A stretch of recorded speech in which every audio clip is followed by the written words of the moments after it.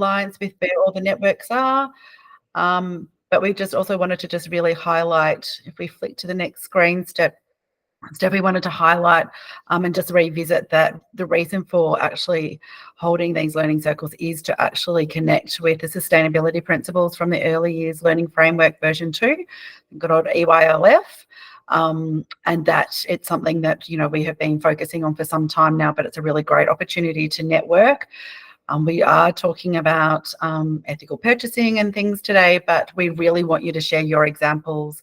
And if you have a challenge or something that's not working particularly well for you, then please share that as well, because we are a community of educators, passionate education for sustainability practitioners, and we can help out each other, which is one of the purposes of this learning circle.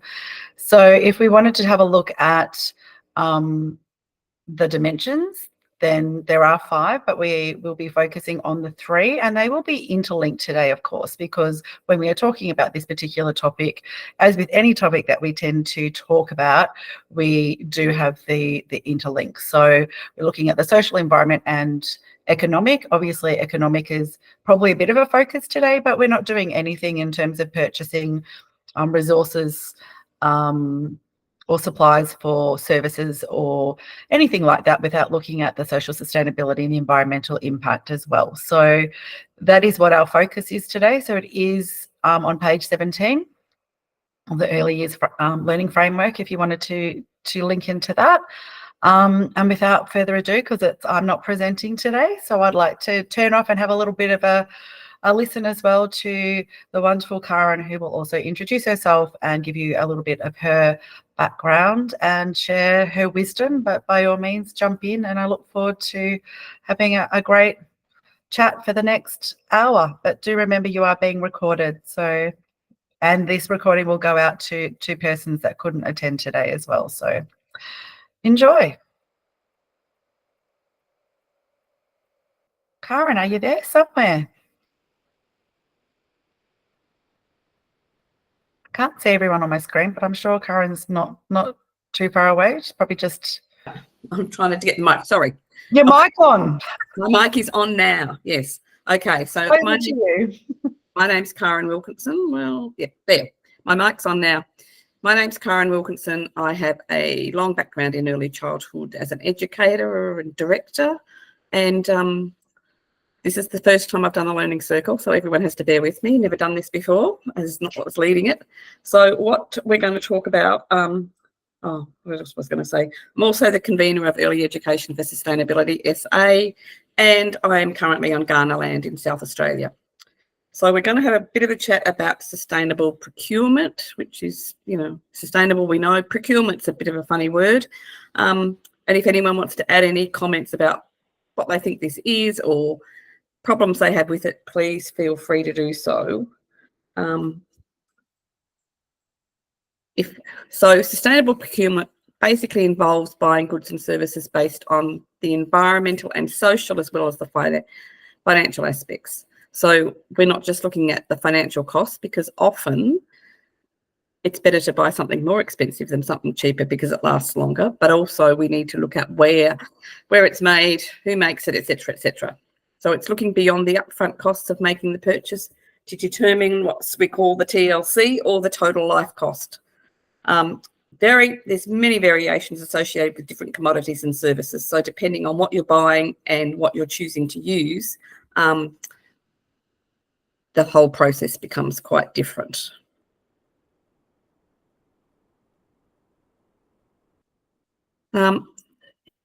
Basically, sustainable procurement aims for the organisation to reduce consumption of resources, which should be our main goal, because consumption and procurement, or purchasing, buying stuff, is really one of the biggest issues in terms of climate change, as far as I'm concerned.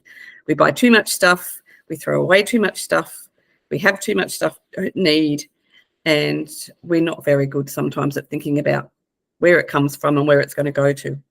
So it's also minimising the environmental impact of the resources we do require, and trying to support and promote environmental healthy goods.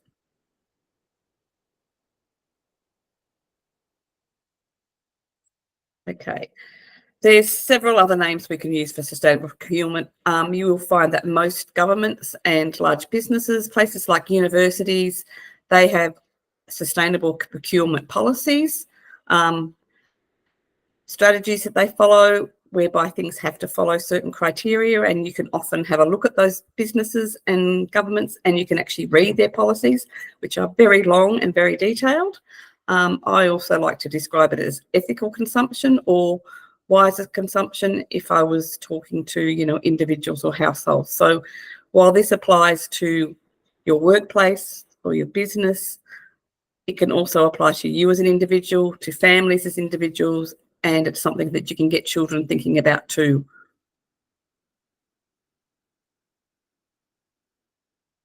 So sustainable procurement does take time. I would say the process is quite complex when it's done appropriately, and it can be difficult for small business operators to achieve. And, even for individuals. As people, we can do things like choose to go to a farmer's market, shop for Australian products, shop for locally made products. But when we're buying larger purchases and stuff like that, it's sometimes hard for us to influence those suppliers. In terms of things, for example, like paper products that we might need to buy, toilet paper, tissues, other consumables that we buy. When we're only buying a certain amount, we don't have a big say, whereas governments have got quite a big say in what they do, and so they can have an influence on who those suppliers are and what their practices are. So there's several things that we can do in order to do this. So we have infrequent and low purchasing needs, and we can do things. We can, you can write to letters. You can actually we'll think about what sort of policies you have. If you have an environmental policy in your centre, does it involve purchasing as well as other factors that you're considering? If it involves purchasing, then you can share that policy with your suppliers and say, look, this is what we're aiming to do. And they might consider then thinking about what they're doing and how they could do it better. What we've got up here is an example of an upcycled piece of material making a little baby carrier. So some of the things that we do in sustainable procurement is about not buying new things, but repurposing things. We'll talk a bit more about this a bit later. So what can you do? Options to achieve greater influence can be created through partnering with other organisations. So you might get a cooperative of similar services together and say, look, we all want to have, we want to buy recycled paper towels. We want things to come in paper. We don't want plastic. We want packaging to be recyclable. We want it to be made in the most ethical way, but we don't have the power to influence an organisation. But if you get together with a group of other services and you say, well, if you can provide us with this resource, we will all buy from you, then you might have more chance of actually influencing people. Okay. So let's go. What's the first step to do? As with anything to do with consumption, the first step is always to avoid or reduce. So do you really have to have it, or can you buy less of it? And I can give you an example of this. I'll give you a bit of a case study here. So when I was a director, I'm actually retired now, so I'm not working in early childhood, but we had a desktop printer, which was did A4, which was getting quite old, and we had a desktop photocopier, which did A3 to A5 paper, and that was no longer made. So the servicing was no longer supported by the manufacturer, and the ink cartridges were getting increasingly expensive. And we also at the time had a fax machine, which was used infrequently. And we'd been aiming to reduce our paper consumption for quite a few years and keeping a record of our paper purchasing for carbon credits to offset our usage. So we could get a weekly reading also from the photocopier. We realised that much of what we were doing then was being emailed. However, accountability to government, as you know, requires that we have lots of paper records of many things, so we couldn't go paper free at the time. It's probably a bit easier to do now, but maybe not. On average, our annual paper usage was estimated at 12,000 pages. So knowing this, we thought, okay, what do we need to consider in making a new purchase? Because we had to replace these other machines that were getting quite old. So we looked at whether we could just use A4 paper, or did we need to be able to enlarge to A3? And we decided that we didn't, because we didn't really do much A3 printing. And if we did, we could find another source to do that. It wasn't necessary for us to have a machine that did that. And did we need colour? Well, really, we didn't need colour printing for that. So our assessment showed that our use of A3 paper was quite low. At the time, we had a continuous ink system for our small offline printer. So we decided to buy a multifunction printer. So the multifunction printer would allow us to have one machine instead of three. So we did an assessment of what was available. We had a sustainable procurement checklist, and we used that to choose 3 companies that demonstrated the most sustainable practices. So this wasn't something that we just did, in a few hours. It actually took a long period of time of looking at all those organisations, looking at what they were doing to try and reduce their environmental impact, to make sure they had socially ethical practices in terms of where things were made, who they made things, where they got any supplies from. And what we came up with was there was 3 companies that were available. And then we just looked at the thing that was going to provide us the best value for money. And that's not always the cheapest, because the lowest cost option is not always the cheapest over the life of the asset. And we made a choice from there, and we ended up turning 3 printing, photocopying, etc. things into one, and we didn't need to use more than that. Probably since that date, things are getting a lot better. I know you can get lots of printers with replaceable ink and things like that, which is much better. But choosing that was an example of how you can go about sustainably procuring something. So, and that was a more major item. So in terms of how you can assess the sustainability of a product, one of the best things to do is actually look for the external certification. So in Australia, there's a website called Eco Label Index, and it lists 57 eco labels in Australia.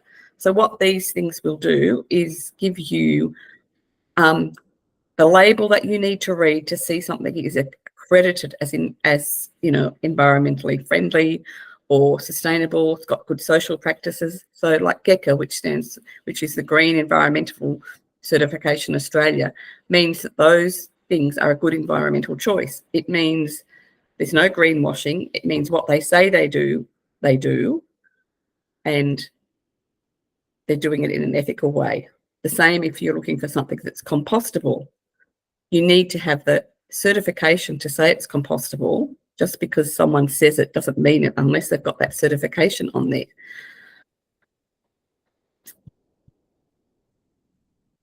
Okay, let's move on. Anyone got any questions or any comments? Feel free to pop them in the chat or examples as well, and we're happy to share them, aren't we, Karen? Yep, and we can answer them. Okay, so one of the things that I think is most important, hopefully all services have an environmental policy, so they're aiming to do things in a sustainable way, but having a procurement checklist or a purchasing checklist is a really important thing. So if you have this and you've got a policy that says, okay, we're going to work towards this in all the things that we purchase or all the things that we do, and everyone's aware of it, it actually helps everyone across the organisation understand what's going on and understand the benefits. It helps increase that awareness of things like greenwash, where people are making vague, unsubstantiated claims about their goods and services, which they often do. A lot of people don't understand that just because someone says this is green, this is environmentally friendly, unless it's got a certification on it, there's no guarantee that what they say is real.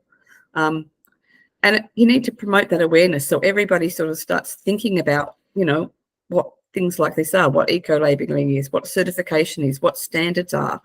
A lot of people aren't thinking in these directions. They're reading what's on the labels, but they're not actually thinking about really what's behind it. Is this an ethical consumption? Like, who's made these things, and have they been employed fairly, and have they been given a fair wage? All those kind of social things come into this as well.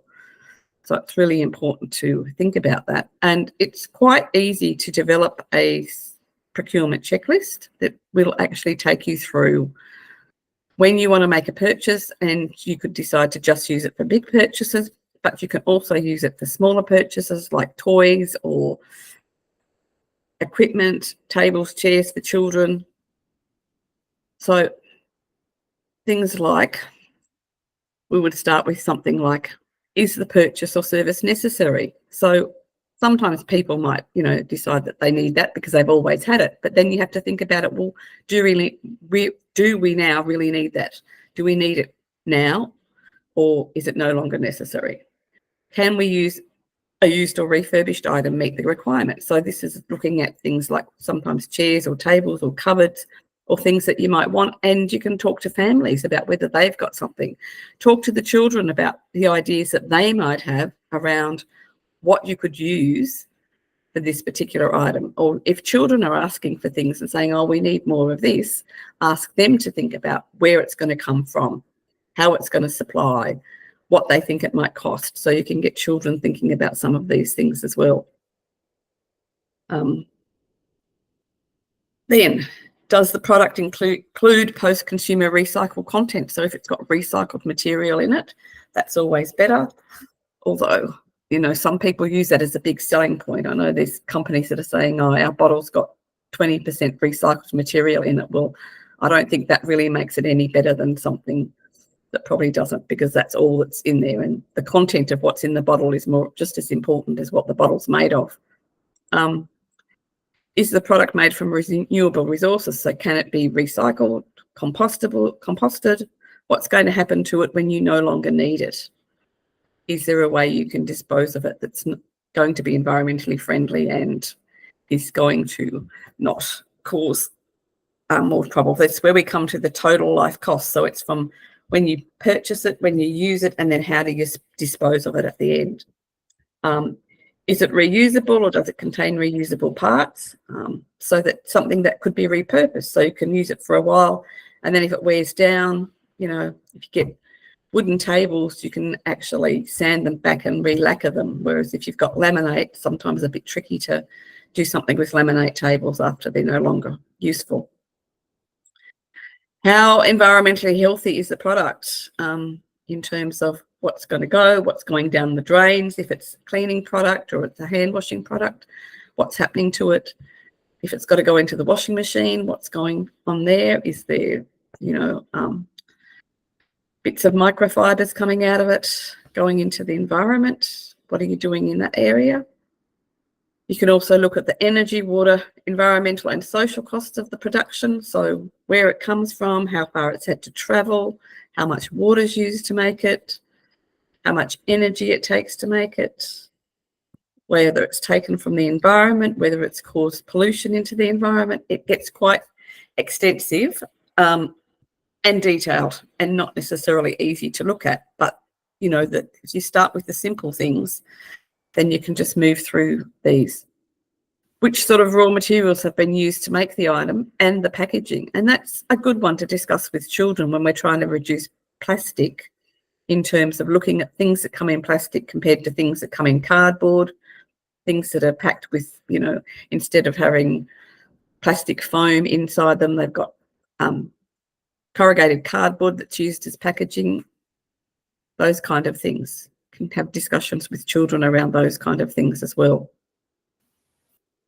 Karen, I might just jump in and explain the photos so that they're not misinterpreted. The photos are some of the work that we've been doing at Yarralee in using resin to deal with our glitter.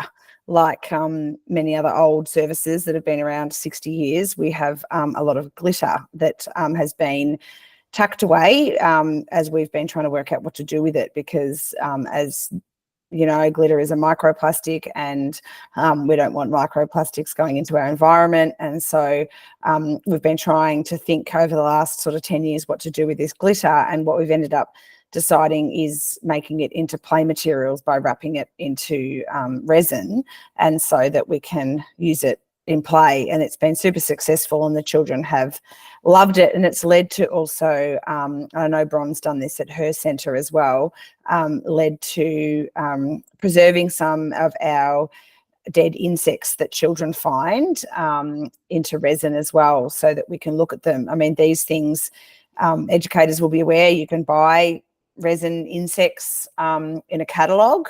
It's always worth asking, you know, where they come from, and, you know, questioning, are they killed for the purpose of, you know, wrapping into resin so that young children can look at them and play with them, and you know, is that ethical? No insects have been killed in the development of these, but when children find an insect, we've been able to pop it in resin and be able to use it. And we found actually this week a redback spider that was not in a great place and was gently asked to move along, but then died, and we put it in resin. And so now the children are able to get a good close-up look, and we've developed play materials that are going to last for a long time. And we've also feel like we've created a solution to one of our environmental, you know, historical problems that we've inherited as well. So instead of disposing of the glitter, you're actually using it in a play material. Great, that's good. Anybody else got any other ideas of things that they've done?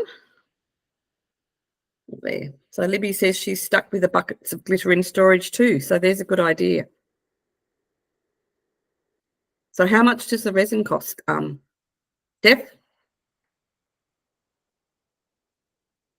Speak, Rob. Look, it's not cheap, and it is a you know, a plastic kind of, you know, base material. So there was a bit of agonizing as to whether that was the right decision, you know, the right way to go. But we felt like we were making a play material that we were going to keep forever, and so felt like it was worthwhile. But yeah, it's not cheap, but we felt like it was worth it for what our intention was. Yeah, and that's one of the key things that we need to do in thinking about this, is that, you know, there's not always an easy straight answer to something, but what's the best answer? What's the best product to buy? What's the best thing to do with something, given all the different circumstances and all the issues that we're looking at? So that was a really good example.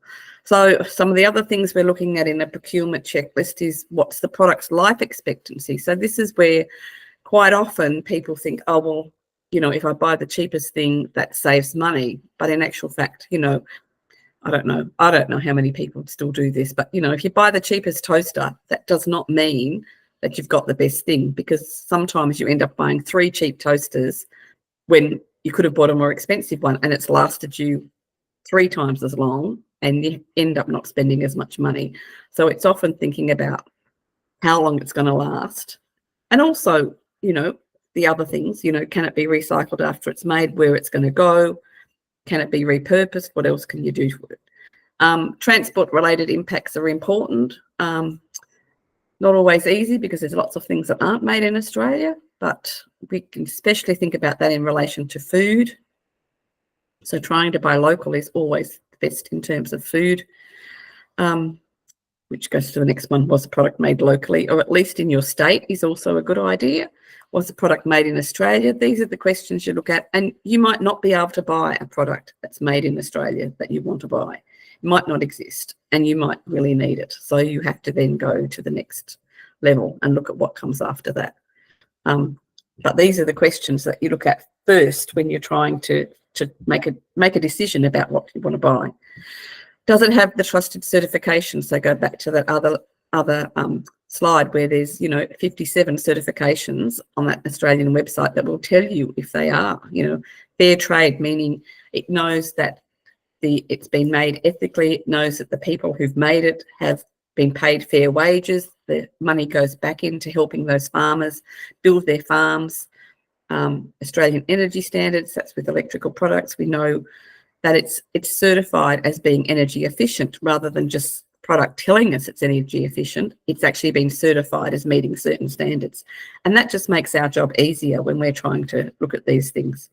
You can have a look at suppliers and see if they've got an environmental management plan or an environmental policy. And that is always useful. I remember we were, when I was working, we got a grant to put in, retrofit the centre with rainwater tanks and timer taps and things like that.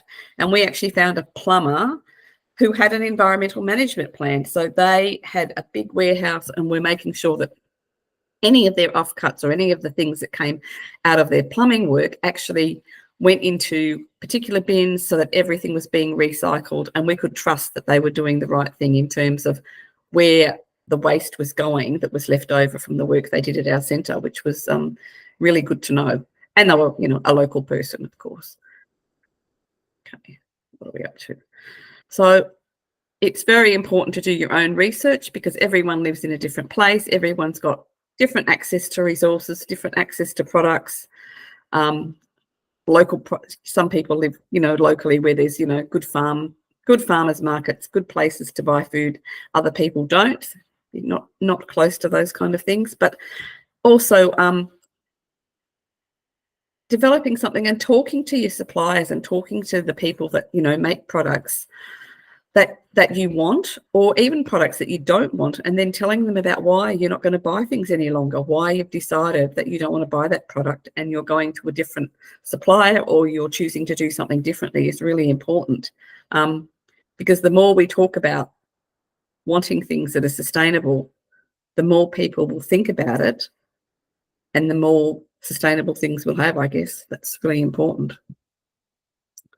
So I think hopefully Danny's got if anyone's got any questions or comments, that'd be great. It's interesting you say that about the telling people, Karen, because with my work with the glitter, I keep seeing glitter on social media and all of those things. And I started feeling frustrated as to why glitter is still being sold. So in my role as AAAC convener, I started, and through AAAC, we've been going to suppliers and talking to them about glitter and the issues around selling glitter. And many now sell eco glitter, and some people are comfortable using that. I think it's sort of confusing a little bit for children, but some people have been really thankful to kind of have that perspective. They hadn't thought of that before. And yes, I think that's a really good point about speaking up to your suppliers and letting them know why they would buy something or wouldn't buy something as well. So what's eco glitter made out of? Cellulose, apparently. Okay. Interesting. Yeah.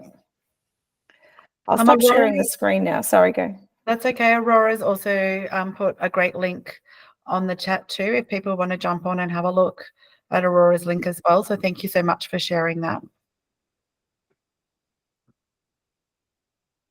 Is a great example of where an AI come from. So from actually mining the products to make it, to do the labor and how much they get paid to do the job, to, you know, the CEO that kind of asked for the job, to actually coming to you. It's a huge and really detailed picture.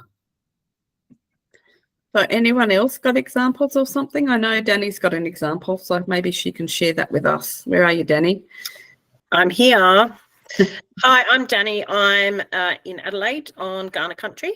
I've just got an example when COVID hit, looking at hand sanitizers and cleaning products and all that kind of stuff that we needed to implement. And we at our centre have a very strong focus on sustainability.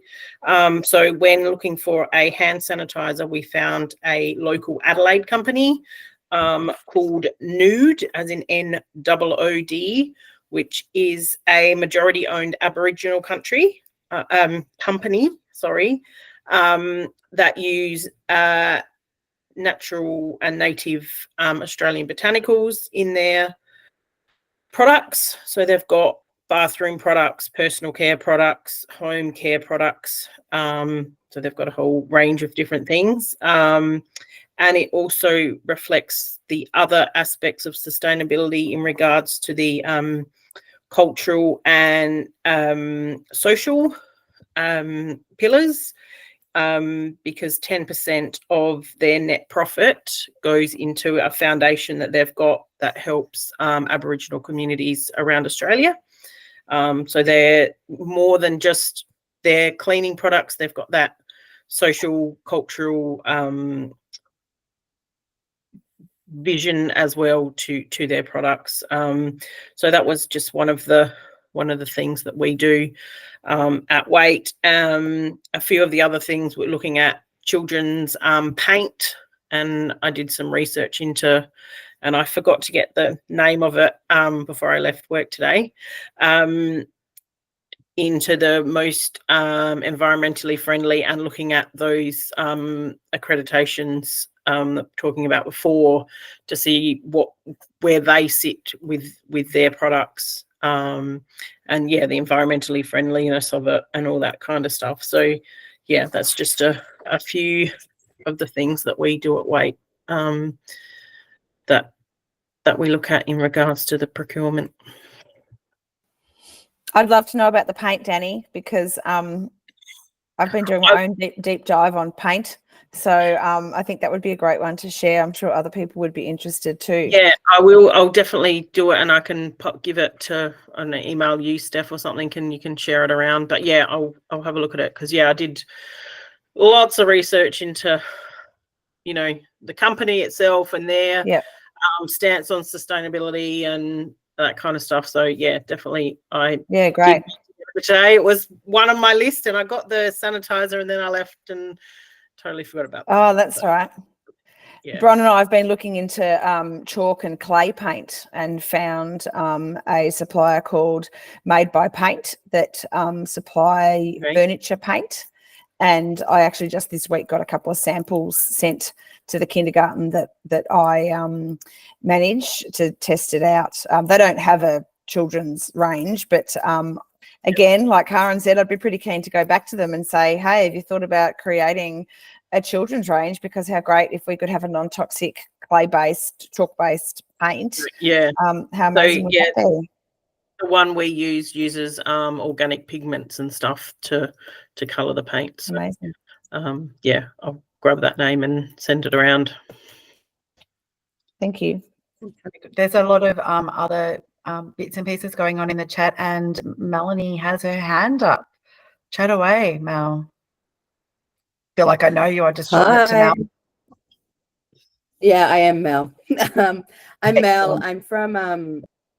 I'm from New South Wales, and I'm from Sydney. I'm on Gadigal land, and I'm also from New South Wales Early Years Nature Connections. I'm on the committee with the wonderful Fran Hughes. And I also am the educational leader at Explore and Develop Annandale.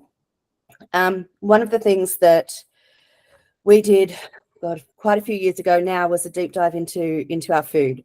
So we are in Sydney, and we do not have a license for an industrial kitchen, so we cannot do our meals in-house. So we had to find a catering company who was willing to work with us, and finding a local company that was using locally sourced vegetables and products was really important to us. And we found that quite easily. We actually found a couple.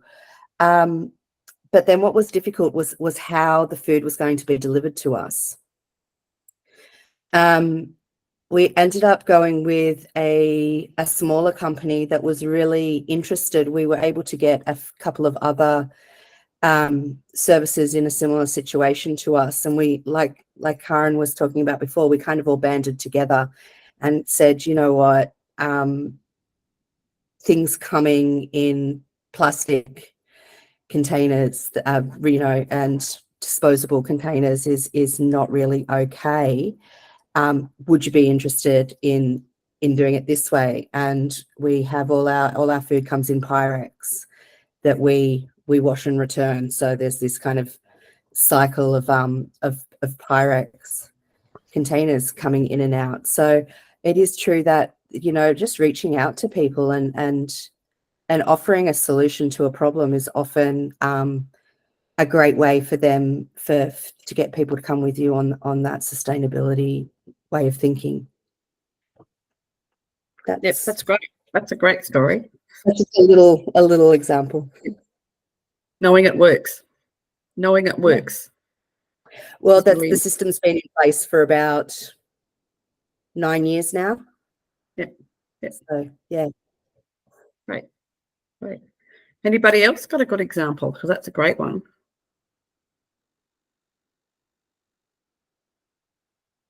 Anybody else? Anybody got any questions? There's a question about paint and glue from Nina in the chat. So if anyone's got any glue alternatives. Yep. And Yep. Mel's got her hand up again. Mel's got the answer. Have you, Mel? I've got a question. You got a Oh, question? I've got a question. I think, you know, I think sustainability is easier for us to look at through the lens, or through that management lens, or that, you know, service management kind of lens. But I keep having conversations with the educators around how are we making this visible in our pedagogy. So I'm really interested, you know, how are we bringing children to this thinking, and what are some wonderful initiatives that have been born from those children's voices. I'm interested to hear those stories as well. Okay. Well, I guess the only one that I can think of that comes to mind at the moment is when we first got solar panels on our service, and we had children going home to their parents saying, "Why don't we have solar panels on our house, Mum and Dad?" So doing something that's visible to children does make a difference. And I guess having that discussion and you know, in terms of, this is not just procurement, but then the other one was having a meeting with parents and talking about some other things we were doing, and this mother going to us, "Now I know why my daughter won't tip the water down the sink after she's brushed her teeth, because you make them go and tip it out on the garden instead, and not, you know, keeping the water." So little things we do have an impact, even though we don't always know it. We don't always see what's happening, but the children take those messages that they get and they share them and they stay with them, I think. I don't know if anyone else is... I completely agree with you, and I've got kind of similar examples. I'm just wondering what's it going to look like, because it's a teaching principle now in our EY. So how are we translating these big ideas into our teaching practice with children? Yeah, it's fascinating. I'm really excited about what's going to happen in this space. I mean, with my children, and I haven't done that with the old center, but I get them to choose the things, and I go through, you know that this comes from here, and so do you really need it? For example, with the milk, you know, if you're wasting the milk, you know that milk comes from a cow and the calf has been taken. You know, there's all this conversation when you use something or you break something, and you're like, you know, that's really precious because it comes from this, and it takes this amount of time to, you know, get dissolved. And, you know, I think it's more, to make when they choose and how they treat things, I think would be my teaching moments. That's so true, Aurora. We had a conversation today. We went off on a few tangents, but we've been making an upcycled garden, and we're reading a story about seeds, and in the story it had a scarecrow. So all of the children then said, of course we need a scarecrow. And then they started talking about that they could donate some old clothes of theirs for the scarecrow. And there was a few offers, but one little boy said, "Oh, you can have my t-shirt. I ripped a hole in it myself," very proudly. And then that got us talking about the same thing about how clothes are precious. And we'd actually just, in the book I'd read, it actually had an example of cotton. And I've got some cotton at the kinder in a vase, and I'd just shown the children the cotton. And I came back to him and I said, you know how I just showed you that cotton? You know, that's precious. It's grown by the farmers. They've had to use their water. They've had to use energy, you know, to make it into cotton thread to sew your t-shirt. And he said, how do they make the colors? And I'm like, well, you know, then they've got to dye it. Like, there's a lot of work. And you know, if you rip your t-shirt, well, then we've got to fix it. You know, like, your clothes are really precious. And you could just see the kind of thinking about, you know, that life cycle. So I think, as you said, Aurora, like, having those moments of being able to say, I wonder where it came from, and I wonder what we're going to do next, and I wonder where it's going to go. And, you know, then, as you said, the children take those conversations home, don't they? Yep. I think we've got 2 people that have raised their hands. Danny, the unknown. And similar to what you were just saying, Steph, about things that are broken or need fixing, is not throwing them in the bin. I had happened today as well, and I've got it on my kitchen table that my husband's going to fix, is a wooden bit out of a bus that where the people sit and a bit broke off. So instead of throwing it in the bin, I said, I'm going to take it home and Sean can fix it. And they're like, oh, okay. And then, so, you know, what else can he fix? And I said, oh, he fixes things all the time. So I was getting that, like, just because it's broken, you don't throw it out, that it can be fixed. It can, you know, you can reuse it. You can do things with it. The same with books. If, you know, a page accidentally gets ripped out, you sticky tape it back up so that we can reuse that book again, because the book's made of paper. The paper comes from trees, you know, the energy gone into that tree, the water, all that kind of stuff. So it's using those teachable moments as well, you know, as much as we do plan, you know, our curriculum and everything, it's those teachable moments that pop up, you know, quite regularly in an early child care service, that that you can use those moments as well. And making them visible. Bron, you fix things with the children, don't you, to make it really visible in your curriculum? That's true, and I'm conscious that we have someone with a hand up, but I was about to say we actually have a making table, and in terms of tape, children will make their own tape out of strips of paper and cellulose paste rather than masking tape, and also connecting it in different ways. But yes, we will fix it there, and then we'll also take furniture and broken pieces from other services and actually fix it with our children and then return it to other local services as well. So we've renovated a boat, a kitchen sink, and then the photos are then shared back with the children so they can actually see how other children are actually using repurposed and reinvigorated pieces of equipment in other services. So that's been pretty fun, actually.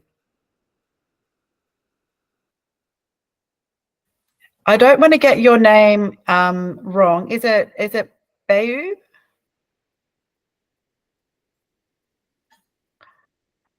Was that close?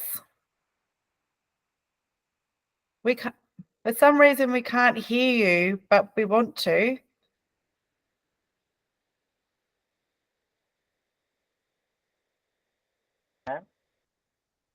Yep, perfect. Can you hear me now? We can. Go for it. Okay. I actually can't hear you. Oh.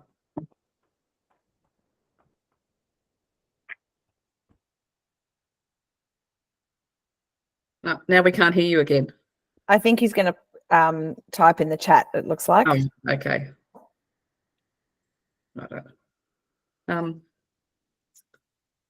Yes, in terms of doing things in front of children, we had a project we did one year in National Recycling Week, and we got children to bring in old clothes of things that, you know, they didn't wear anymore, things that didn't fit, things that were torn or broken, and cut them into pieces. And we actually had one of the parents and one of the staff with a sewing machine in the room and joined those bits together and made this gorgeous rug that the children could then sit and talk about, that they had all these different pieces that, you know, belonged to them from years ago.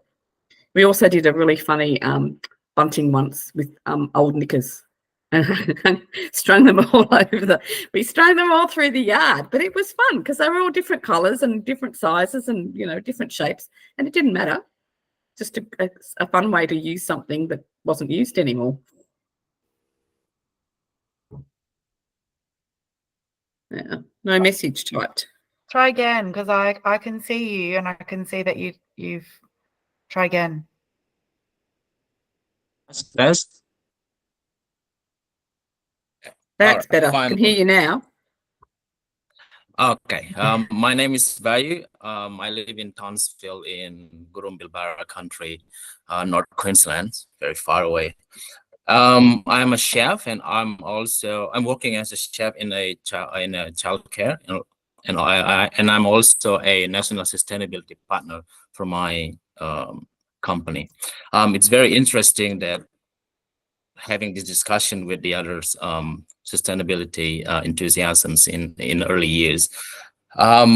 We are actually in our centers, we're heading to SDG, sustainability development goals related with the UN goals 2030. And one of them is responsible consumptions, which is we talk a lot here. And in our center, especially in my center back in Townsville, we are really we are using lots of cardboards. For example, we are buying printers, we are buying like literally anything because we are far away north. So trying to buy stuff and get delivered to Townsville, get lots of cardboard involved. So my idea was in the last few weeks, we're trying to, how do we reuse this cardboard? One of the kindy teachers, they're suggesting that we can make a castle out of it, and then the kindy children's play like a castle, and then trying to implement it in the curriculum. I made a racing track last Friday with the children, trying to make them involved as well, and then trying to help a little race with them. And then because we have a little car, and then we're trying to do some little race, and then they're very, very excited about it, especially when we involving them in the process, because it just a little bit of cutting and then putting some glues and then trying to drawing some finish line and stuff like that. But the question that I think Mel raised before about how do we make it visible to in the curriculum, I found a link when I did this role as a national sustainability partner, that how do we implement SDGs, sustainable development goal, especially the responsible consumptions. I will put it in the chat, and it's really useful because every single of the goals, especially these responsible consumptions, that they can the resources or on the website, there are lots of examples how do we implement in the curriculum. And then I think the ideas or the issue also with the responsible consumption in the early childhood is how do we make everyone commit to what are we doing and what make a better future, make a better sustainable future with all of these educators and the company as well. I'm really excited to see how the childcare industry moving forward with this responsible consumption and sustainability thing, because I have a passion in it and I want people to get on board in it. Also, I want everyone's very genuine to do something about our planet. Therefore, I'm trying to just making the best out of it. I also put the link in on the chat so you guys can just have a look at it. I think, yeah, I'm very excited. Thank you so much. I think also we speak to the converted sometimes when we hold learning circles like this, but these sorts of examples and talking out loud and making curriculum visible and having conversations with children, they do actually bring other educators along for the ride as well. So I don't think it can be underestimated that what we do as passionate practitioners and educators, it actually informs our colleagues as well, those that perhaps aren't as confident or as passionate as us. And once they, and I certainly in the last couple of years have worked with educators that want to come along, but they actually have never really thought about sustainability before. And it does take time, but, you know, if you've got the right people around you, they're willing to learn. And you know, we don't, it's a good example here that we don't always have the right answer. We might just have boxes of glitter, and it takes time for us to work out what a good solution is. But it is certainly a team effort and a networking effort and a collaboration with children and families and educators and nights like this that, you know, project us forward. So I think sometimes we're ahead of, you know, version 2 of the EBILF in these sorts of forums, but it's about time, and I'm very excited as well by you. So thank you. Thank you. That was great. One of the things I was going to say that I did, you know, several years ago when I was still working in early childhood was actually did some training with educators. So we did a wiser consumption project at staff meetings. So staff actually had to look at their own consumption practices and think about where they were buying, what they were buying, things they needed, and actually make a decision to make a change to some of those things. And that was really worthwhile, with everyone sharing, you know, what they were currently doing and things they were doing well and things they wanted to improve. And I think pretty much everybody went along and made some sort of change to what their practices they were doing. And I have since done a few of those workshops with councils, which I call wiser consumption. So thinking about it's fascinating things that people don't know, you know, things that we can change that are quite simple and make a difference. And then they do it at home, Karen. Yes. And it keeps going and going and going and going. Yeah. And when they learn it and they're doing it at home, they bring it to the workplace as well. So one of the things that's hard when people aren't doing those things at home, we use a phrase in ESA in South Australia, which says you have to learn it and live it before you can teach it and then embed it. So learning and living it as educators is really important in order to be able to teach it to children. Okay. I think we've pretty much. It's a nice note to finish on, I reckon.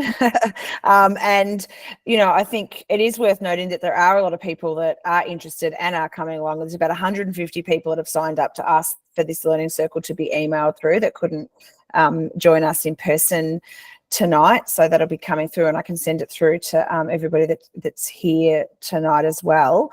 It's been a really great conversation. Does anybody want to add anything before we finish up tonight? And I'm just going to post a link to the sustainability conference that's coming up in Melbourne in October. If anybody's able to get there to continue the conversation, that would be fantastic also.